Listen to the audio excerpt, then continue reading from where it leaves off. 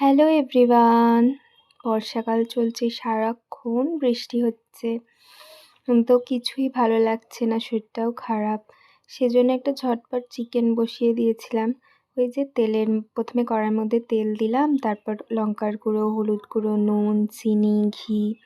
এবার দিচ্ছি এখানে আদা, রসুন, কাঁচা লঙ্কা, গোটা গরম মশলা, জিরে, ধনে এগুলো সব বাটা, আর টমেটো, কাঁচা লঙ্কা।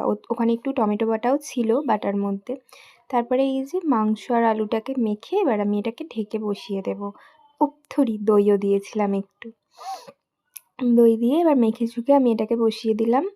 এবার এটাকে লো ফ্লেমে আমি 10 মিনিট করে হতে দেব।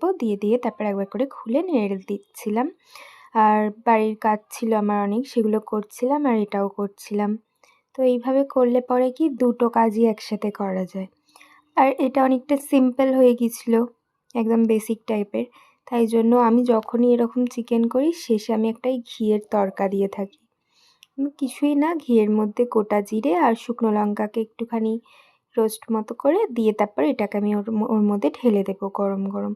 তার আগে আমি ওটার মধ্যে একটু গরম মশলার গুঁড়ো আর একটু ধনেপাতা কুচি দিলে পরে তারপর ওটাকে দিয়ে দেবো ঢেলে। তো এটা বানিয়ে দেখো কেমন লাগে, খুবই ভালো লাগে বর্ষার দিনে গরম গরম ভাতের সাথে খেতে।